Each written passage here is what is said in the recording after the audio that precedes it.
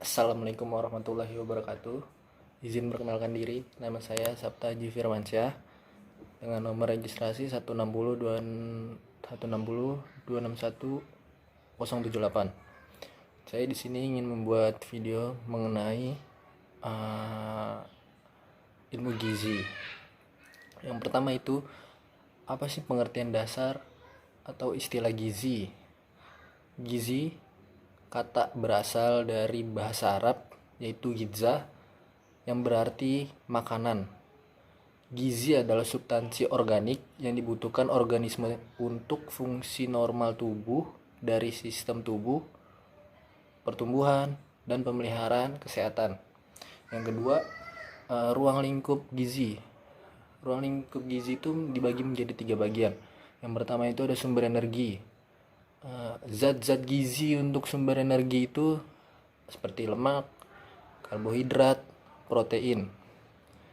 Melalui oksidasi, beberapa zat tersebut digunakan untuk aktivitas tubuh dan disebut sebagai zat pembakar. Jadi dengan kita memiliki gizi yang cukup, maka sumber energi yang kita dapat juga akan maksimal dan mampu melalui berbagai aktivitas, tidak mudah lelah. Yang kedua itu ada pertumbuhan dan pemeliharaan jaringan tubuh. Zat gizinya itu seperti protein, mineral, dan udara yang kita dapat. Untuk membuat sel-sel baru, mengatasi zat gizi ini untuk mengatasi zat untuk membuat sel-sel baru, terus mengatasi dan mengganti sel-sel tubuh yang rusak. Selanjutnya yang ketiga ada zat pengantar protein tubuh. Zat-zat yang termasuk itu seperti mineral, udara, dan vitamin. Fungsi protein sebagai pengatur keseimbangan air dalam sel, bertindak sebagai pemelihara netralitas tubuh dan membentuk antibodi, penangkal infeksi, dan bahan-bahan asing yang dapat masuk ke dalam tubuh. Selanjutnya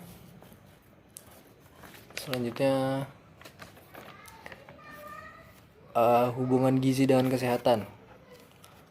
Tentunya kita harus memiliki gizi yang seimbang, gizi yang baik untuk kesehatan. Jika hal itu tidak memenuhi atau kekurangan, maka banyak hal yang akan menghambat untuk pertumbuhan kembangan kita, seperti menghambat pertumbuhan, produksi tenaga yang minim karena kurangannya gizi, pertahanan tubuh, turunnya imunitas, maka banyak virus-virus yang mampu mempengaruhi tubuh kita dan jadi mudah jatuh sakit. Terus menghambat struktur fungsi otak. Tentunya jika kekurangan gizi, maka fungsi otak dalam diri kita akan sulit berkembang. Selanjutnya hubungan gizi dengan proses tubuh. Kebutuhan tubuh terhadap gizi itu terkait erat dengan fungsi atau manfaat gizi itu sendiri. Manfaat memelihara tubuh serta mengganti jaringan tubuh yang rusak, memproduksi energi, mengatur metabolisme, dan mengatur berbagai keseimbangan air, mineral, serta cairan tubuh, dan pertahanan tubuh terhadap penyakit. Selanjutnya perkembangan ilmu gizi. Perkembangan ilmu gizi ini dimulai pada masa manusia purba. Pada saat itu fungsi utama dan fungsi dari makanan adalah untuk mempertahankan hidup. Oleh karena itu aktivitas pada zaman manusia purba banyak yang berburu makanan untuk mempertahankan hidup. Jadi eh, mereka harus makan untuk eh, bertahan hidup tanpa mengetahui zat-zat gizi apa yang mereka makan. Lalu di abad 460 sampai 300 sampai 400 sebelum Masehi, filsuf Yunani yaitu Hippocrates menulis dan berspekulasi tentang peran makanan dalam pemeliharaan kesehatan dan penyembuhan penyakit. Di masa itu ilmu gizi mulai berkembang sedikit. Lalu di abad 16 berkembang doktrin tentang hubungan antara makanan dan panjang umur. Seperti yang dikemukakan oleh ilmuwan Francis Bacon, berpendapat makanan yang diatur dengan baik dapat memperpanjang umur. Seperti itu.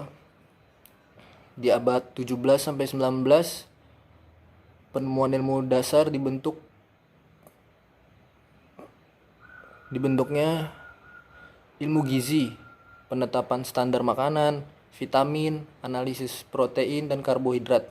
Lalu di abad 20 McCallum dan Charles Gaking melanjutkan penelitian ini dan kemudian berkembang hingga muncul Science of Nutrition, yaitu ilmu pengetahuan yang membahas sifat-sifat nutrisi yang terkandung dalam makanan dan pengaruh metabolismenya serta akibat yang timbul bila terdapat kekurangannya zat gizi. Dan pertanyaan selanjutnya itu pengelompokan zat gizi menurut fungsinya.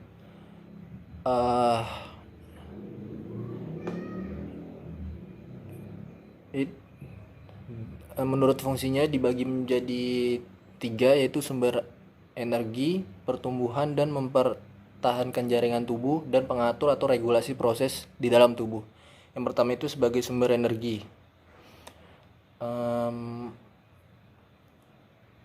Manfaatnya itu untuk menggerakkan tubuh dan proses metabolisme tubuh. Jadi zat-zatnya itu yang terdiri dari karbo, lemak, dan protein. Selanjutnya ada pertumbuhan dan mempertahankan jaringan tubuh. Zat gizi ini memiliki fungsi sebagai membentuk sel-sel pada jaringan tubuh manusia. Jadi kalau kekurangan akan terhambat seperti itu. Jika kekurangan gizi ini, kita akan terhambat untuk mengganti sel-sel tubuh yang rusak dan mempertahankan fungsinya dan mempertahankan fungsi organ tubuh. Zat gizi ini itu terdiri dari protein, lemak, mineral, dan vitamin. Poin ketiga, pengatur dan regulasi proses dalam tubuh. Metabolisme tubuh perlu pengatur agar terjadi keseimbangan tubuh dan agar terjadi keseimbangan. Perlunya keseimbangan, untuk itu proses metabolisme yang terjadi di dalam tubuh perlu diatur dengan baik. Zat-zat gizi yang mengatur dalam tubuh ini seperti mineral, vitamin, air, dan protein. Dan pertanyaan selanjutnya, pengelompokan zat gizi menurut kebutuhan. Nah, pengelompokan ini terbagi 2 golongan, yaitu makronutrien,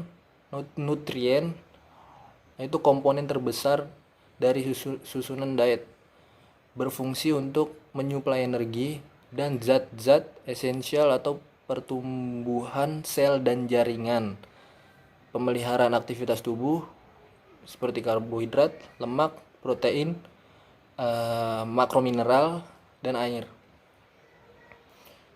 Golongan yang kedua itu mikronutrition.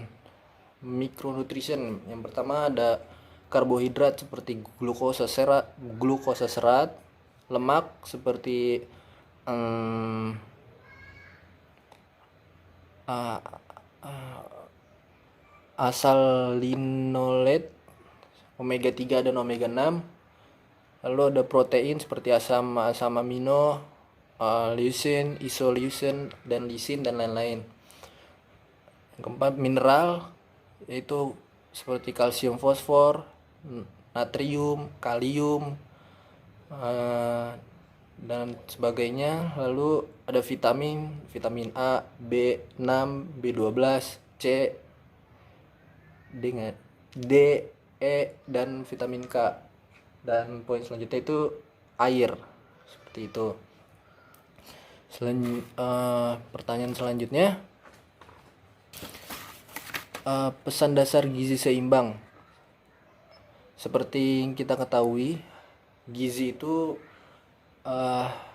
mempengaruhi pertumbuhan dan perkembangan diri kita.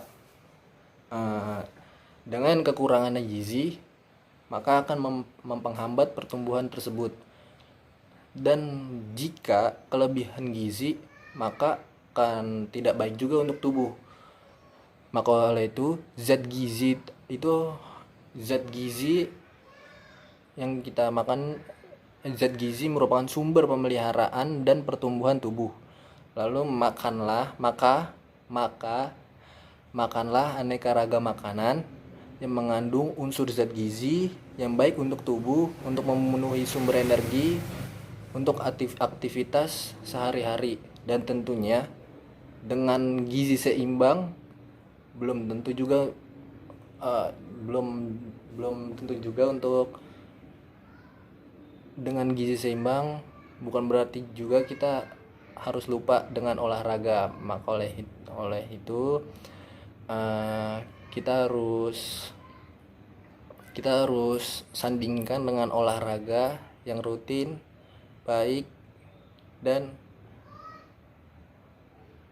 dibarengi dengan gizi yang seimbang agar pertumbuhan dan perkembangan diri kita mampu maksimal, seperti itu. Sekian dari saya. Mohon maaf apabila ada salah-salah kata. Wabillahi taufik walhidayah. Wassalamualaikum warahmatullahi wabarakatuh.